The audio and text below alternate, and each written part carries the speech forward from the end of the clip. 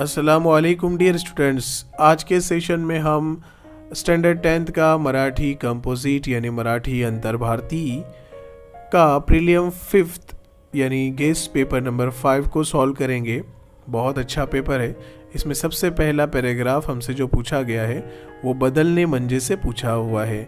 उसमें सबसे पहला क्वेश्चन आया है लेखकाच्या मते बदलने म्हणजे। लेखक यानी मुसन्निफ, मुसन्निफ के इच्छा का मतलब होता है कि मुसन्निफ के मुताबिक बदलना यानी क्या, तो 4 बॉक्स में हमें लिखना है। उसका जवाब पहले ही लाइन में है। बदलने म्हणजे बदलणे यानी फूलने, बहरणे, कात टाकणे, जुने सोडून नवे होने। फूलना, बहरना यानी बाहर आना, काट टाकने जिद को छोड़ देना, और जुने सोडून नवे होने पुराना छोड़कर नया हो जाना, ये होता है बदलना। इसके अलावा इसमें 2-3 चीज़ें और भी है जो इसमें आ सकती है। बॉक्स में अगर आपने वो भी लिखा होगा तो भी सही है। जैसे इसमें एक चीज़ है झाडावर कोडी पालवी येणे, ये भी बदलाव है। और इसमें 2-3 चीज़ें हैं। अगर आप रिलेटेड लिखे होंगे तो आपको मार्क्स ज़रूर मिलेंगे, लेकिन जवाब तो सही यही है। उसके बाद इसी पैराग्राफ से रिलेटेड हमें दूसरा सवाल पूछा हुआ है सप्तरंग म्हणजे काय। सप्त यानी 7, रंग यानी रंग, मंजे यानी का यानी क्या। 7 रंग यानी क्या होता है, तो उसका जवाब यहीं पर देखो, मैं यहाँ से पढ़ रहा हूँ। सप्तरंग म्हणजे काय, 7 रंग यानी क्या, उसका जवाब आगे है। ये ब्रैकेट में मैंने उसको बॉक्स बंद किया। एकातून दुसरा बदल, एक में से दूसरा बदलाव आणि त्यातून विकसित झालेले रंगाचे और उसमें से वजूद में आए हुए रंग के अनुपम सौंदर्य, बहुत खूबसूरती। एक रंग की वजह से दूसरा रंग पैदा हो जाना, ये होता है सप्तरंग। जैसे रेनबो की हम मिसाल ले सकते हैं। ये उसका जवाब है। हमको ये उठा के जैसे कि वैसे इसके आंसर में लिखना था। स्वमत 3 नंबर के लिए पूछा हुआ है बदलने म्हणजे दुसऱ्याचा भावनांशी समरस होने। बदलना यानी दूसरों के जज्बात से मुत्तफिक हो जाना। वाक्याचा तुम्हाला समजलेला अर्थ स्पष्ट करा। इस जुमले का आपको क्या मतलब समझा है, उसका मतलब आपको स्पष्ट करना है, जाहिर करना है। और ये सवाल बोर्ड में पूछा हुआ है स्वमत में। ठीक है, तो इसका जवाब हम यूं लिखेंगे आपली बाजू मांडणे आणि बदलाला विरोध करणे चुकीचे आहे। अपनी कोई भी बाजू पेश करना और किसी भी बदलाव का इख्तिलाफ करना ये गलत है। उन्हाळा, हिवाळा, पावसाळा या 3ही ऋतूत निसर्गात बदल होतो, और जो बारिश है, सर्दी है, गर्मी है, तमाम मौसम में इसका बदलाव होता है। त्यामुळे माणसाने स्वतःलाही बदलायला हवे। इसलिए इंसान ने खुद को भी बदलना चाहिए। आपण एका समाजाचे सदस्य आहोत। हम एक ही समाज के बहुत सारे मेंबर्स हैं। दुसऱ्यांचा सुख दुःखात सहभागी होने, एक दूसरे के दुख और सुख में शामिल होना हीच मानवता है और यही इंसानियत है। म्हणून दुसऱ्यांचे मन जाणून घेणे, इसलिए दूसरों का मंशा को जान लेना, यातच माणुसकी आहे, इसी में इंसानियत है। त्यासाठी स्वतःच्या हट्टाला मुरड घालावी लागते और उसके लिए अपनी जिद को कम करना पड़ता है। परिस्थितीशी जुळवून घेणे, जो हालत है उसमें एडजस्ट हो जाना, म्हणजे इतर लोकांचा आनंद झोकून देणे, और इसका मतलब है कि दूसरों की खुशी में शामिल हो जाना। म्हणून जुळवून घेणे म्हणजे, इसलिए जुड़कर रहना मतलब इतरांच्या भावनांबद्दल संवेदनशील असणे, यानी ये कि दूसरों के जज्बात के साथ सीरियस रहना। इसमें से 2-3 लाइन आप कम कर सकते हो। वो बड़ा इसलिए दिख रहा है कि उसका फॉन्ट बड़ा लिया था मैंने, वरना ये भी 5-6 लाइन में कवर हो जाएगा। ठीक है, इस तरह का जवाब आप लिख सकते हैं। उसके बाद दूसरा पैराग्राफ हमसे पूछा गया है और उसमें पहला सवाल है। ये जो सवाल है डास पीटी का, इसमें से पूछा हुआ है, और ये आकृति में पहला सवाल है संवादात भाग घेणारे। संवाद, इसको जो पढ़ते संवाद, स जो नाक में से निकलता है ऊपर अनुस्वार है, इसको हम संवाद पढ़ेंगे, नाक में से नून गुन्ना निकलेगा। ये संवाद का मतलब होता है कन्वर्सेशन यानी बातचीत। याद रखना, इसको बहुत सारे बच्चों ने समझा है टेस्ट। टेस्ट जो हम जायका लेते हैं वो वाला टेस्ट नहीं, उसमें आधा स आता है। ये संवाद का मतलब होता है कन्वर्सेशन, कन्वर्सेशन में हिस्सा लेने वाले। तो इसका जवाब हमें इसी के पैराग्राफ में, याद रखना 3 बॉक्स यहाँ पर है। तो बातचीत में हिस्सा लेने वाले कौन कौन थे? तो इस पैराग्राफ में बातचीत में हिस्सा लेने वाले कौन थे? देखो, जब आपको समझ में आएगा जब आपने इसको अच्छी तरह से पढ़ा होगा सबक को विथ मीनिंग। अगर आपने नहीं पढ़ा है तो प्लीज़ इसको पढ़कर जाइए, बहुत अच्छा सबक है, आने के बहुत ज़्यादा चांसेस है। ठीक है, डास, पहले तो किसने हिस्सा लिया था? मच्छरों ने हिस्सा लिया था बातचीत में। उसके बाद मानुस, इंसान ने हिस्सा लिया था। और हम तीसरा इसमें डाल सकते हैं दासू यानी दासी।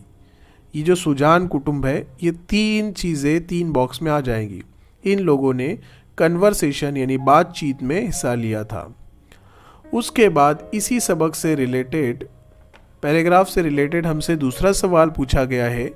माणसाने हाडाच्या पोकळी दडवून ठेवलेल्या, इंसानों ने हड्डियों के बीच में छुपाए हुए, क्या छुपाए हुए इंसानों ने? मच्छरों के हिसाब से उन्होंने क्या छुपाए हुए हैं? यहाँ पर उसका जवाब है, देखो यहाँ से, एवढ्या रक्त तैयार करणाऱ्या फॅक्टऱ्या हाडांच्या पोकळीत डरवून ठेवल्यात।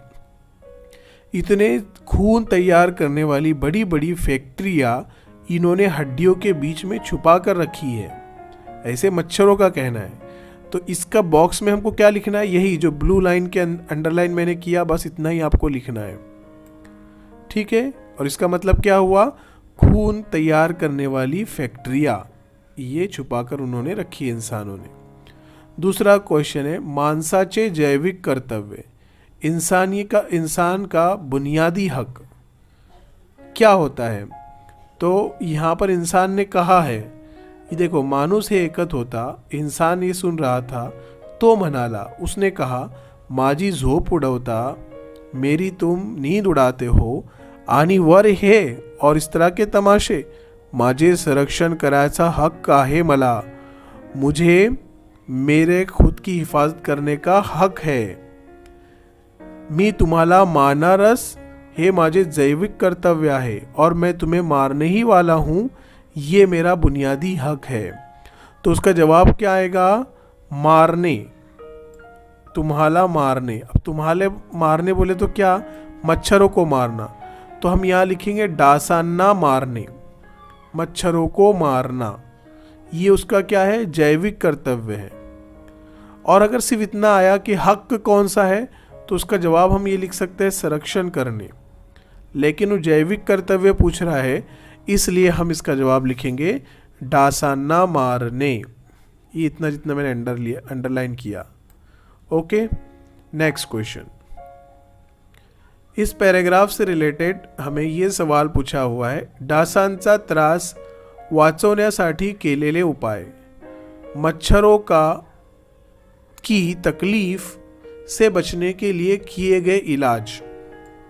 मच्छरों की तकलीफ से बचने के लिए कौन से इलाज किए गए? उपाय यानी इलाज। 4 बॉक्स है, 4 इलाज हमको लिखना है। तो हम लिखेंगे, खिड़कियां बंद ठेवून पाहिली, 1, ये इलाज किया था मच्छरों से बचने के लिए। अंगाला मलम चोपड़ले, जिस्म को मलम लगाया। डासांचा हटविण्यासाठी अगरबत्ती जाळणे, इतना भी लिखे तो चलेगा। मच्छरों को हटाने के लिए अगरबत्ती जलाना, 3 हो गए। पंखा लावने, पंखा शुरू करना, ये भी उसमें से 1 है। तो 4 बॉक्स में 4 इलाज हमको लिखना है। खिड़कियां बंद करके देखा, जिस्म पर मलम लगा के देखा, और अगरबत्ती जलाई, पंखा शुरू करके देखा, फिर भी मच्छर नहीं गए। ये मच्छरों को हटाने के लिए किए गए इलाज थे।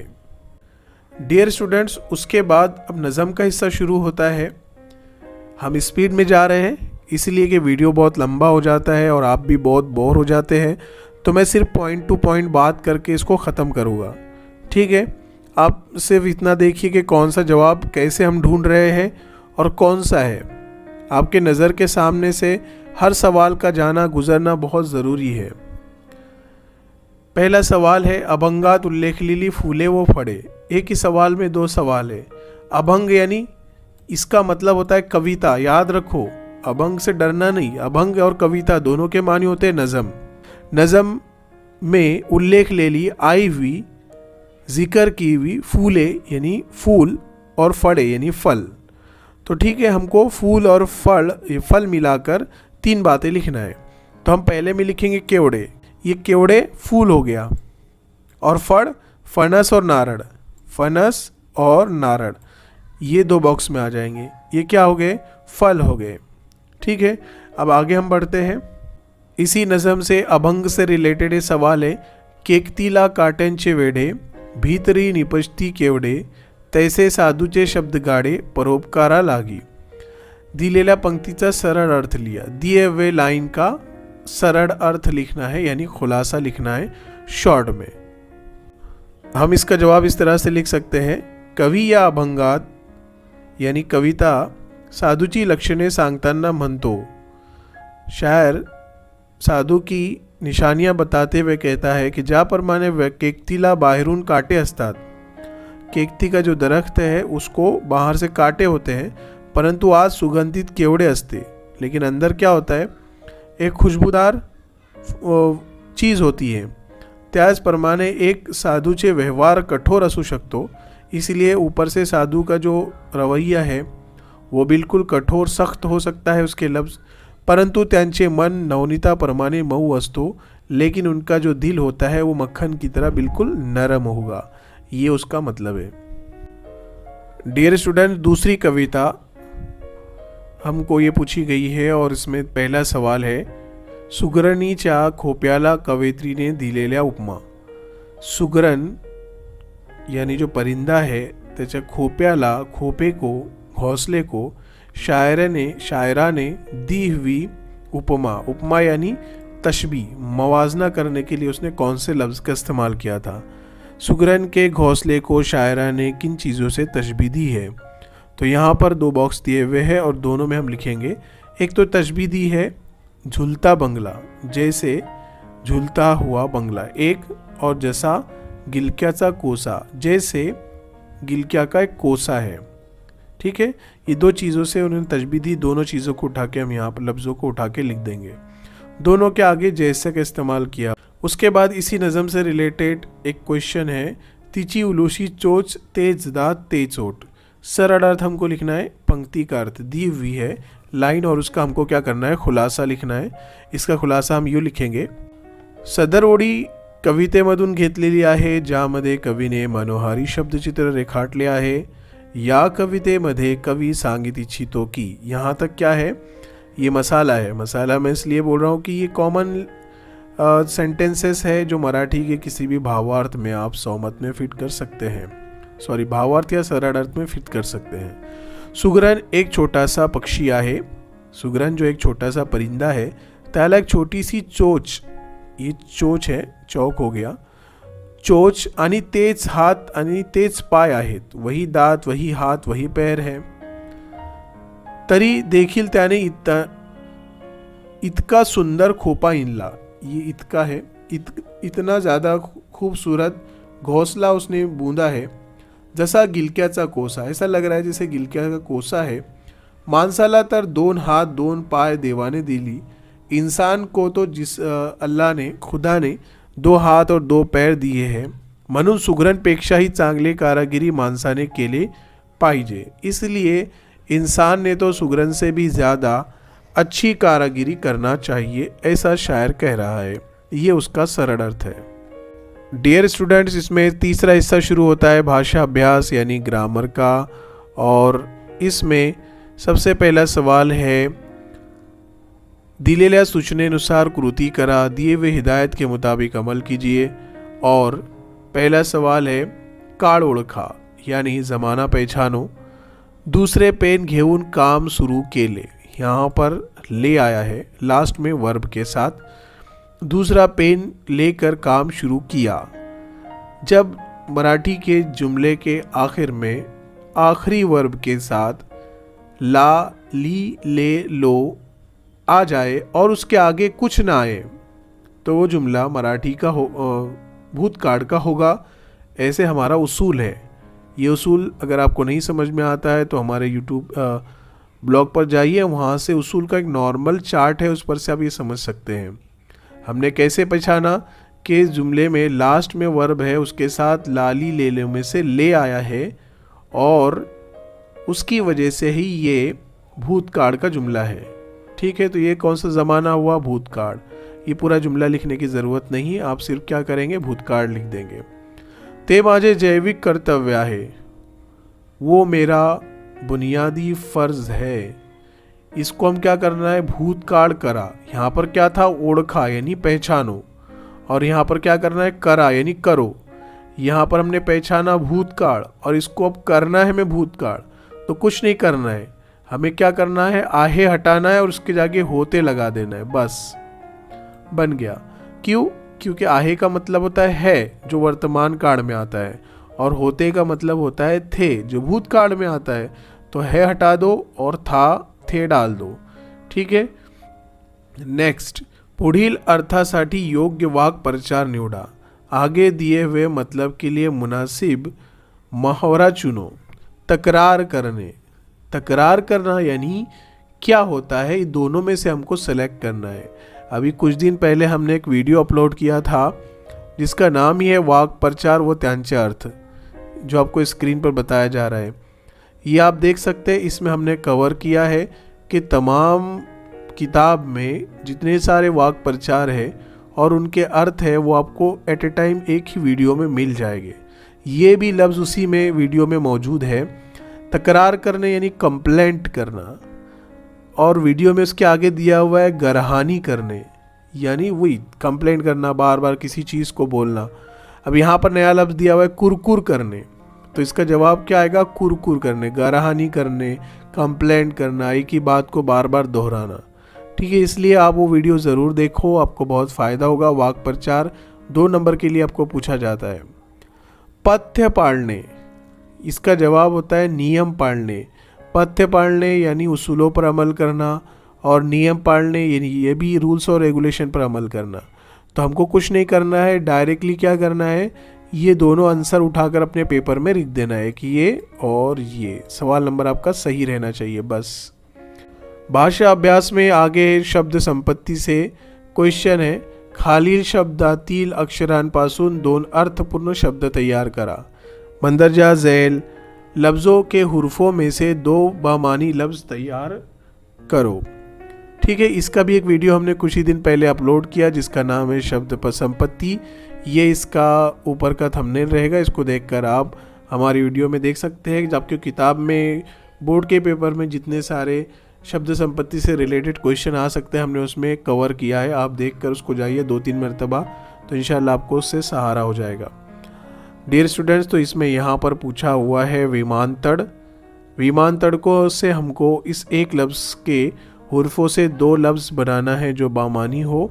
तो एक में हम बनाएंगे विमान और दूसरे में बनाएंगे। डियर स्टूडेंट्स, बस हम इसको 2 टुकड़े करेंगे, विमान और तड़, बीच में कॉमा लगाना ज़रूरी है वरना वो तो एक ही लफ्ज़ बन जाएगा। देखो, इतना करने पर सिर्फ 1 नंबर हमको मिल जाएगा। और अगर ऐसे ही बहुत सारे लफ्ज़ है, अगर नहीं समझ में आते हैं तो आप इस वीडियो को देख सकते हैं, जो स्क्रीन पर आपको जिसका इमेज दिखाया जा रहा है आपको हमारे यूट्यूब चैनल पर मिल जाएगा प्लेलिस्ट में। उसके बाद दूसरा क्वेश्चन है अचूक शब्द ओळखा, यानी जो सही लफ्ज़ है वो चुनना है। इसमें 2 लफ्ज़ सही है, होता है असल में कि 3 गलत आते हैं, 1 सही होता है। बाय मिस्टेक, प्रिंट मिस्टेक में दोनों सही है। दोनों में से कोई एक उठाकर अपने पेपर में लिखना है, और उसमें से कौन सा सही है? ये वाला, शिक्षण, जिसमें पहली विलांटी हो और बड़ा ना हो। स्टूडेंट्स, अगला क्वेश्चन है खालील शब्दांचे समानार्थी शब्द लिहा। समानार्थी शब्द यानी पर्यायवाची शब्द यानी हम मानी अल्फाज, और उसमें लिखना है हमें सत्य। सत्य यानी सच, खरे, जिसको मराठी में बोलते हैं खरे, दोनों के मानी होते हैं सच। चित्त और मन, दोनों के मानी होते हैं दिल।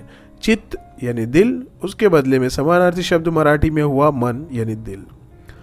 उसके बाद विराम चिन्हांची नावे लिहा, यानी विराम चिन्ह के नाम लिखो। यहाँ पर निशान हमें दिए हुए हैं और उसके नाम लिखना है। तो ये जो निशान है ये है स्वल्प विराम। स्वल्प विराम आपको लिखते आना चाहिए, वरना बच्चे पहचान लेते हैं लेकिन लिखते नहीं आता है, वहाँ पर नंबर कट जाएंगे। अगर आपने इसको ल पूरा लिख दिया तो मार्क्स कट गए, क्योंकि आपको स्वल्प लिखते ही नहीं आया।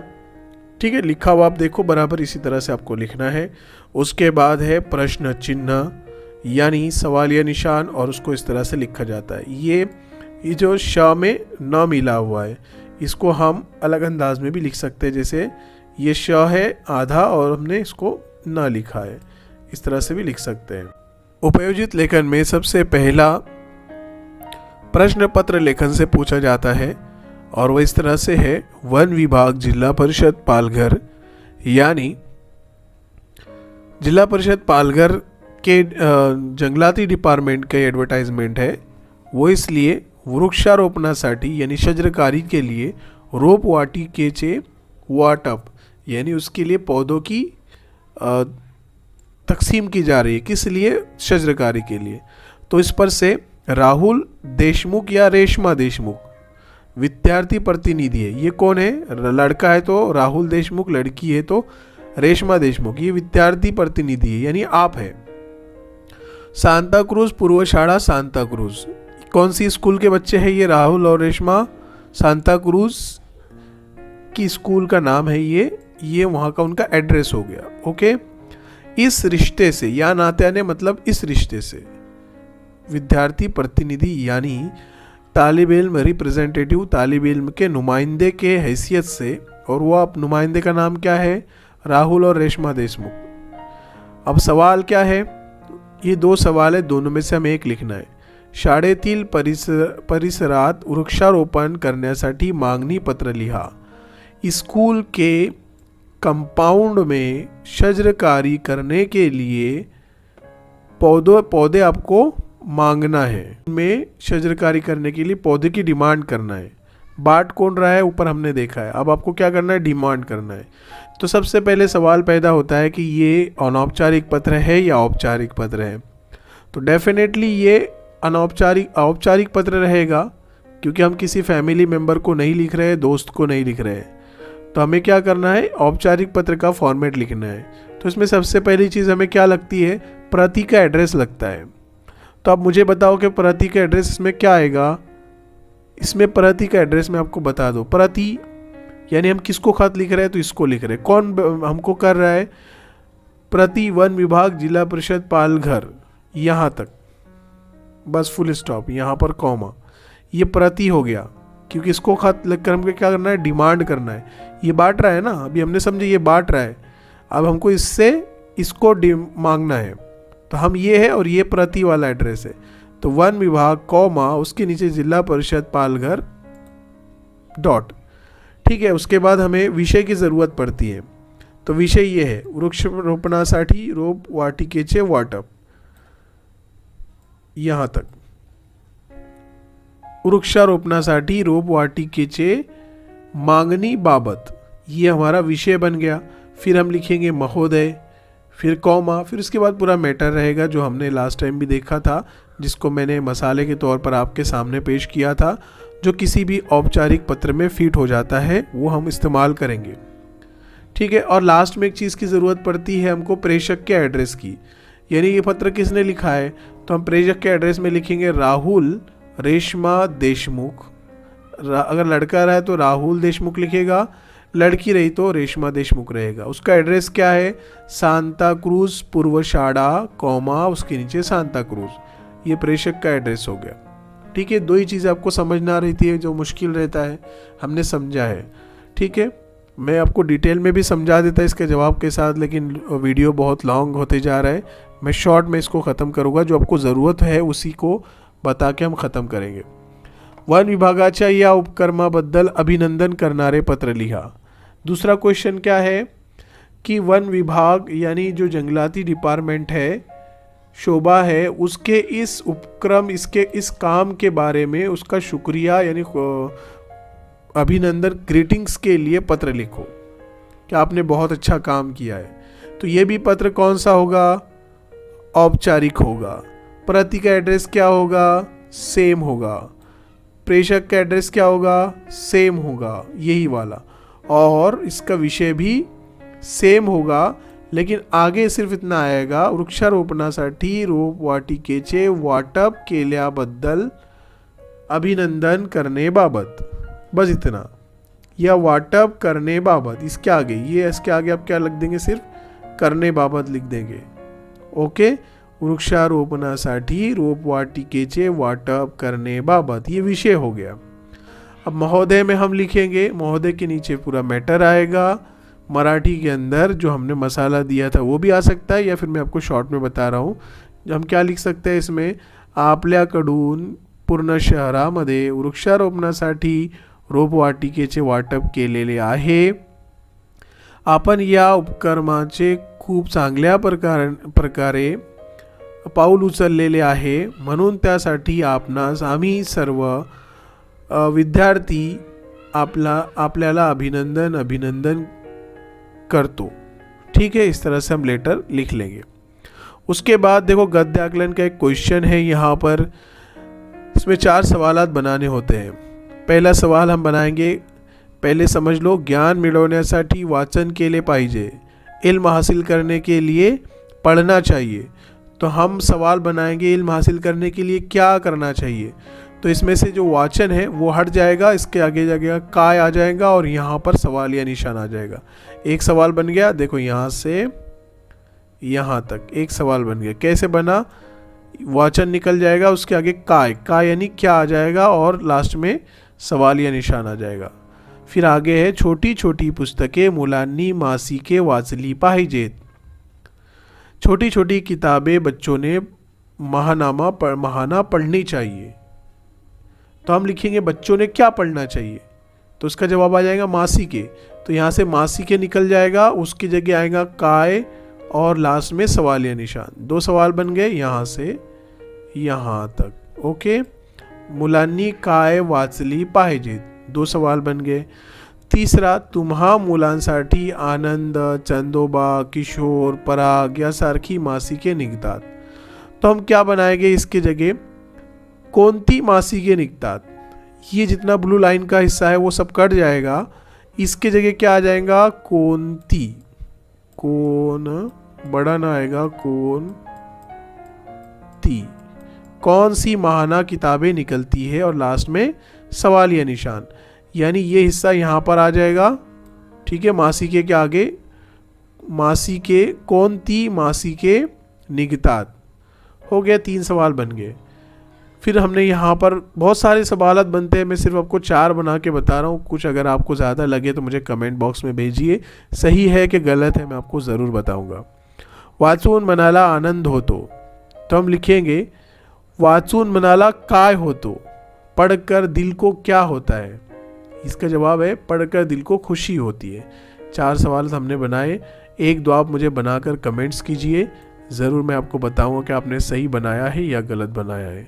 ठीक है, इसी के कमेंट बॉक्स में कमेंट करना, वरना दूसरे पेपर में कमेंट्स करोगे तो मैं वेरीफाई नहीं कर पाऊँगा कि आपने सही बोला है, क्योंकि मुझे जवाब ढूंढना पड़ेगा इस पैराग्राफ में। ओके, फिर कथा लेखन है यानी कहानी लेखन है। डियर स्टूडेंट्स, अभी हम यहाँ पर इस कहानी लेखन को नहीं लेंगे, बहुत इजी कहानी है, इसके बदले में हमने गद्य आकलन किया है। मैं बता दूँ आपको कि कहानी कौन सी है। एक किसान रहता है, बहुत लालची होता है, उसके पास बहुत सारे जानवर और मुर्गियाँ रहती है।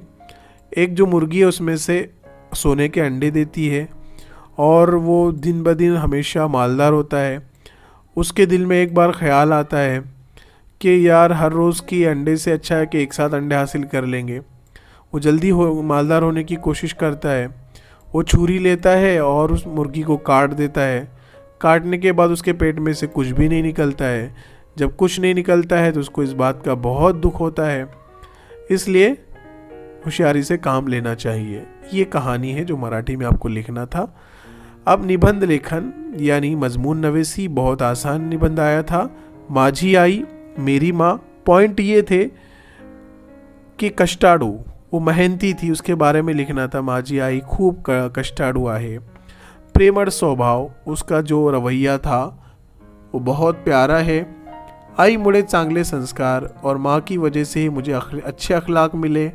अडचणीला तोड़ देनारी, मुसीबत के वक्त वो बिल्कुल उन मुसीबतों का सामना करती थी। ये तमाम खुसूसियात बयान करके आपको माझी आई लिखना था। डियर स्टूडेंट्स, मैं सिर्फ नोट के लिए आपको ये बता रहा हूँ कि इन केस अगर आपको ये पॉइंट्स समझ में नहीं आ रहे हैं बस इतना समझ में आ गया कि माझी आई पर निबंध लिखना है तो पॉइंट्स को हमें देखना नहीं है, डायरेक्टली शुरू हो जाना है, उसमें पॉइंट्स कवर हो या ना हो। वरना हमको पॉइंट समझ में ना आए तो मजमून को छोड़ना नहीं है, हमको जितना सारा मराठी में माँ के बारे में लिख सकते हैं हम लिख देना है, पॉइंट का ख्याल नहीं रखना है। ये कब की बात बता रहा हूँ मैं, जब आपको पॉइंट समझ में ना आए, और पॉइंट समझ में आ गए और आप लिख सकते हैं तो वेल एंड गुड। उसके बाद दूसरा निबंध आत्मकथन, यानी आप बीती से पूछा हुआ है। छतरी की यहाँ पर इमेज बनी हुई है, यानी आपको लिखना है मी छतरी बोलतोय। उन्वान क्या आएगा, मी छतरी बोलतोय। और इस बात का ख्याल रखना था कि उसका इस्तेमाल कैसे होता है, उसको क्या अफसोस है, उसका बाहर का रंग कैसे है और उसको किस बात की खुशी है। ऐक बाळा मी आहे छत्री, मला इंग्लिशमध्ये अम्ब्रेला बोलतात, मी लोकांच्या खूप कामी येतो, पावसाळ्यात तर लोक मला नीट सावरतात, पण मला खंत आहे की जशीच वर्षा संपते मला लोग फेकून देतात।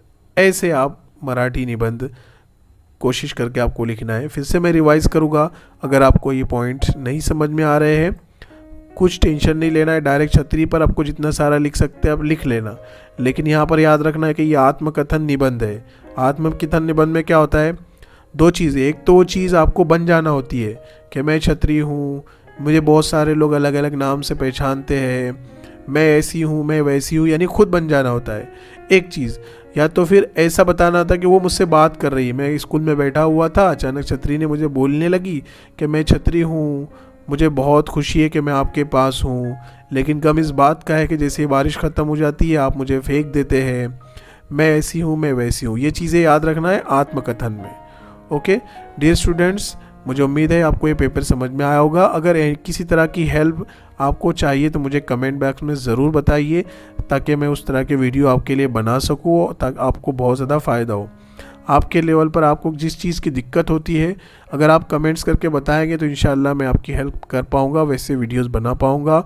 और आपके लाइक का मैं इंतज़ार करूँगा, आपके कमेंट्स का इंतज़ार करूँगा, और आप ज़रूर सब्सक्राइब करेंगे ऐसी मैं उम्मीद करता हूँ। Thank you.